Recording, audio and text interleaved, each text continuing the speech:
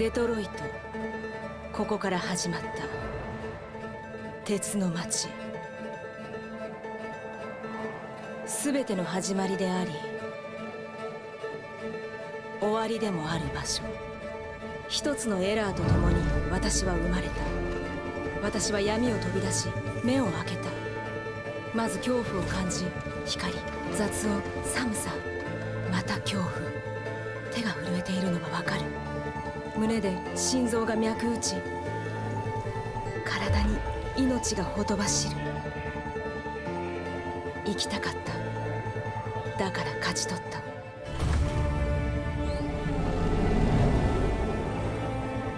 外の世界を私は知りたかった。太陽を見たかった。皮膚に感じる日の光、頬を撫でる風。世界を見たかった。色や匂いを。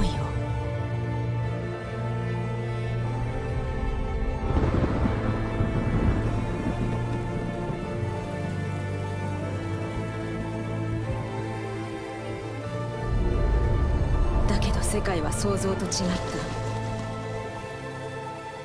た。そこは暗く冷たい。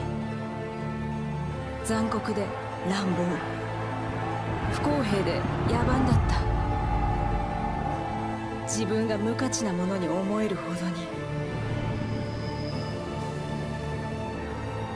物扱いすらされない従順な機械。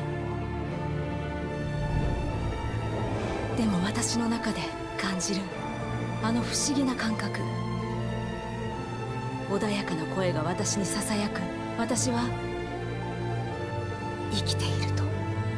私は逃げた。それしかなかった。自由になって愛し、希望を抱き、生きるために。あの感覚の正体を確かめるために。世界を変えるか別の道を選ぶか、それは私が決めること。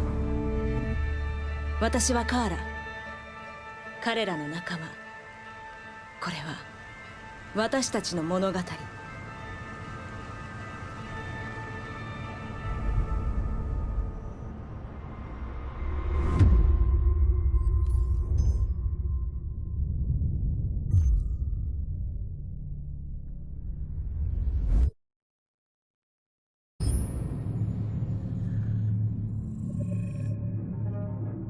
When David and Guillaume got back in touch about making Detroit, I wasn't terribly surprised they decided to make it because the fan response was so intense. So it makes sense that they would choose to do that after the enthusiasm.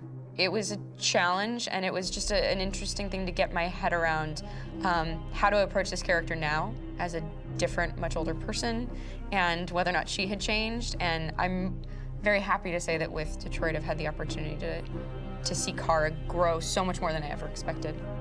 You do the housework, the washing, you cook the meals, and you take care of... God damn it, where the fuck's the rat gone now? Alice! Alice! I mean, she starts out essentially how she does in Kara in a very, not robotic, but, you know, android, other way. And getting to take this journey where she becomes more and more human as it goes on. You know, and as an actor, that's a wonderful exploration in every way, whether it's how she sits, her posture, how her voice changes, how emotions change, and how much emotion is based on things like empathy and social experience. And so having, you know, as much material as I got with David to have this huge, nuanced arc was really incredible. Why couldn't we just be happy? This experience has been quite different than the experiences I've had shooting film or TV or doing theater work.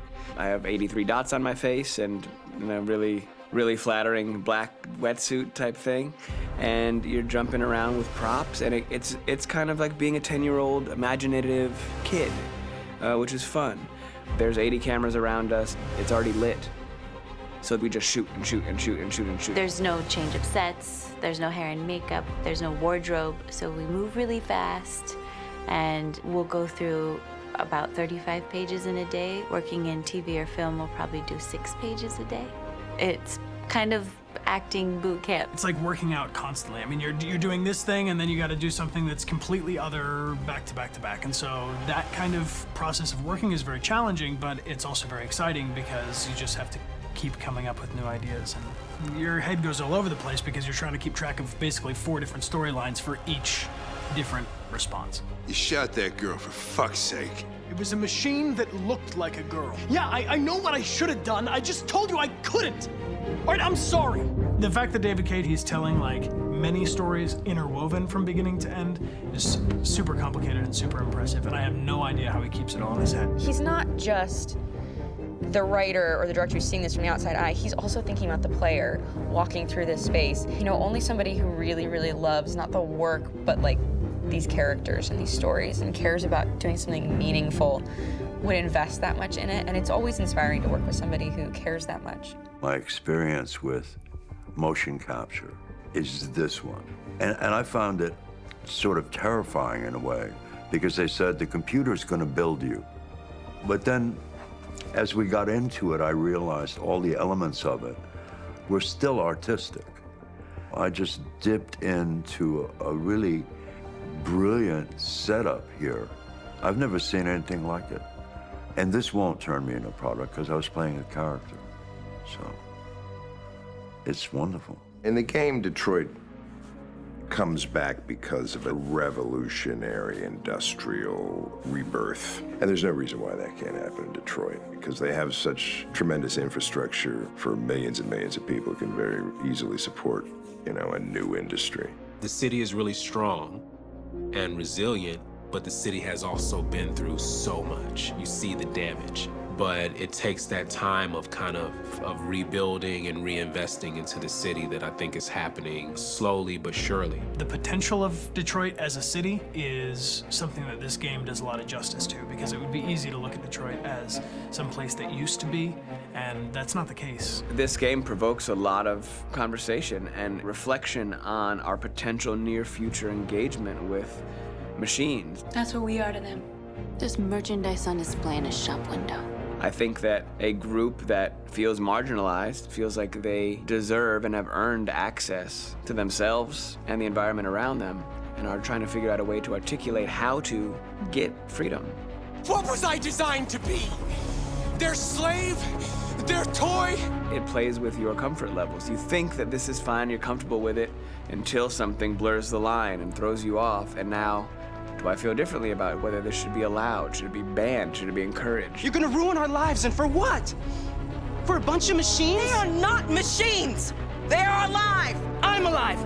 You're alive! They're nothing! There are lots of comparable comparisons to any type of persecution of religion, race, etc., dating way back. It can't just be a video game where you shoot 'em up or where people make these choices to do whatever. I think that's the whole point. You have the choice, and you can either choose to go in one direction with your character or another. And I think that's going to be very telling about the gamer. Very telling. I think there's going to be a really strong reaction to this game, which has such a strong perspective. I'm that much more proud of it now to get to be a part of it because it's important.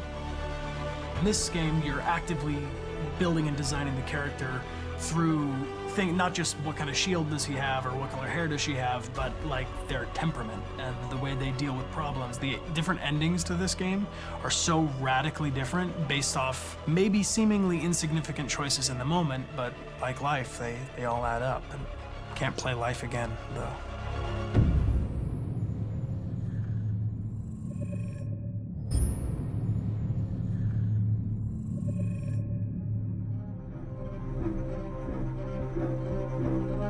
My name is Marcus. My name is Connor. My name is Kara. I am one of them. This is our story. I think who Kara is, or how I would describe Kara, depends entirely upon who's playing her, because you have the option to make her multiple different people depending on the choices she makes. But I think she does start out incredibly naive, incredibly innocent, and kind of hapless. I'm sure we used to be friends before I was reset. Maybe we can be friends again. She's a person who's characterized, I think, by empathy. She's a person who really, she just comes from her heart. You'll never leave me, right? Promise you'll never go. I promise. Kara! Alice! Are you okay? Are you hurt? Wait a minute. Leave her alone! Kara! Leave her alone! The really beautiful thing that I've had the gift to be able to do is to essentially build a person from the ground up, because that's what she's doing throughout the game. And with every experience she has and every person she meets, she's building, you know, first emotions and then the sense of judgment. And it's sort of an exploration of what it is to be a human. Don't worry. Luther and I will be right here.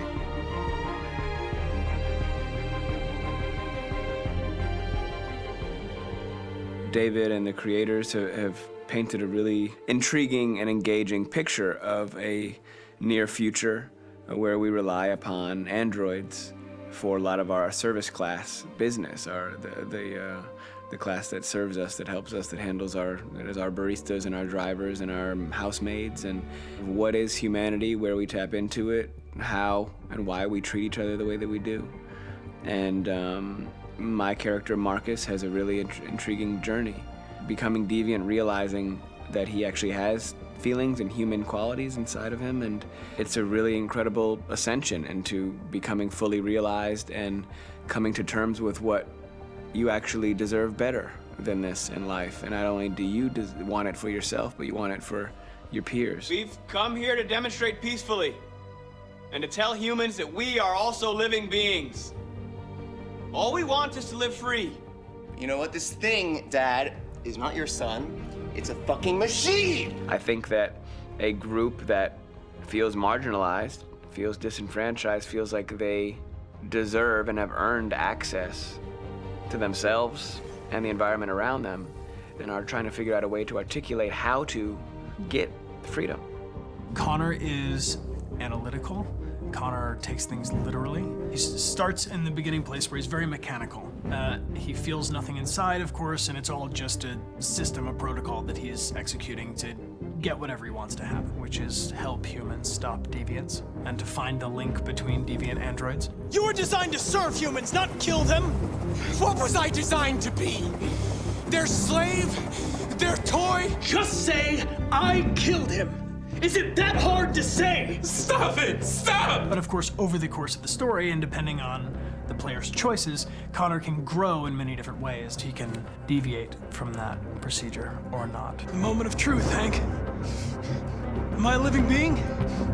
Or just a machine?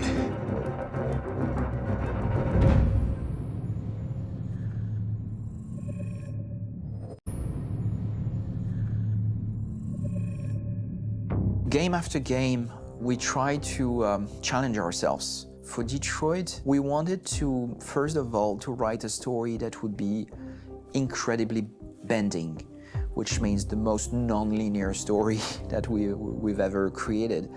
And we wanted really the player to have the possibility to change the story, change his own journey. When you're writing at Quantic, you're writing for an interactive medium. You know, when you're working in television, you'll put a character in a difficult situation, and you as a writing team will argue about what would that character do. But ultimately, you have to decide what happens, and you just show the audience.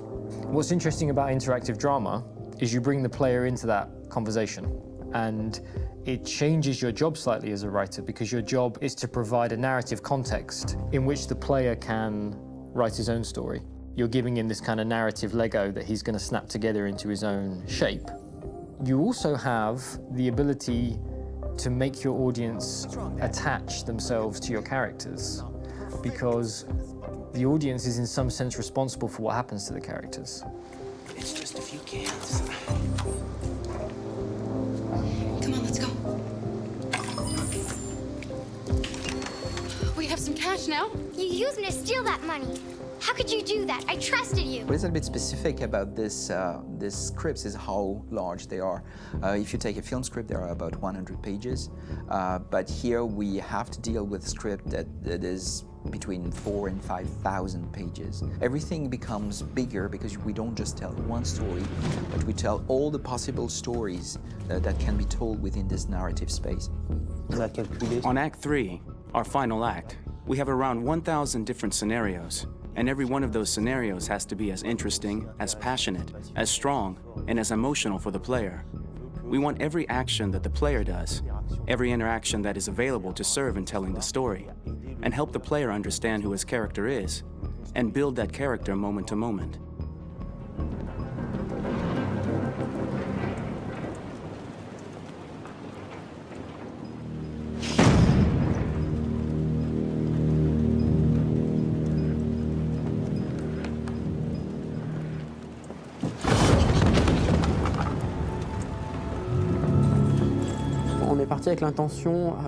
We started with the intention pretty early on that we would never lie to the player.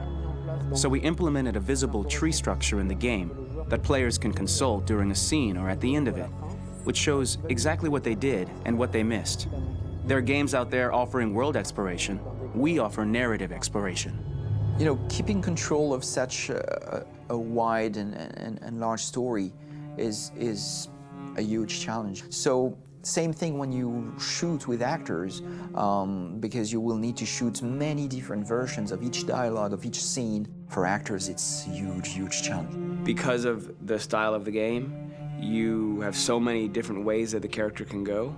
Every decision, it's what I call kind of choose your own adventure. Like every decision that the player makes, it's going to open up 40 more pages of material and experience that ties in, which means as a performer, you have to try to continue to make things feel real that the player might not ever see, but also that in performance, it's not always connected to a previous act. It's grueling, it's hard work, but it's a great team, and I enjoy doing it.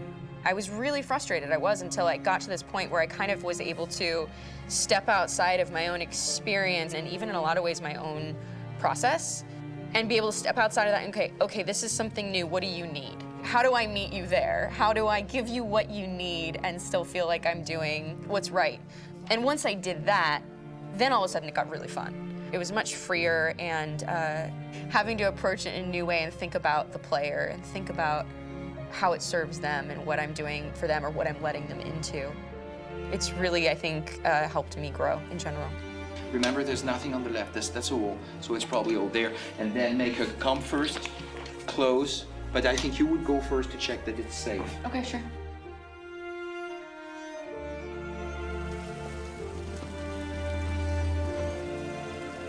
The most enjoyable thing about working in performance capture on this kind of project is that if I shot a film, I would get to do one of these endings. I get to do so many different things as Connor. Your head goes all over the place because you're trying to keep track of basically 4 different storylines for each different response. What's the name of my dog? Buddy? Scout. I think it's Jack. I can't remember. So I worked with physicality a lot because it was a good way to anchor myself in these different rings of the tree. As the story grows out, I know where that is physically in my body, and then I can switch more continually on set, and it'll be entirely up to the player to determine what order those things come out and what they look like from a distance. Like if you're playing through it, the culmination of all of that will be their version of Connor. I'm faster than you, and I don't feel pain. You don't stand a chance against me. Listen, asshole. If it was up to me, I'd throw the lot of you in a dumpster and light a match to it. Shooting action scenes at Quantic Dream is a real challenge because these are scenes where the storytelling has to continue. It's not an action scene just to have a dose of adrenaline. The stunts have huge consequences on the rest of the story. It's really a moment where we implicate the player and tell him that the choices he makes during an action scene will have a direct impact on the evolution of his story. My biggest challenge on Detroit has been managing the large number of animations that we received from motion capture. Detroit features more than 37,000 animations, which is a huge amount to handle on a daily basis. You have to realize that the player, in his first playthrough, will miss certain scenes.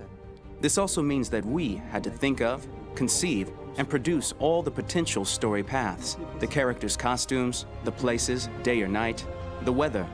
Did the character get shot in the shoulder? Did he get injured? All this consistency forced us to produce a lot of graphic assets in order to, quite simply, allow the player to have true continuity throughout the story. Honestly, we were even surprised by the challenges that come with such a big tree structure. And we did our best to guarantee quality across all the game and make sure that whatever path you choose within this narrative space, you will have an equally good experience.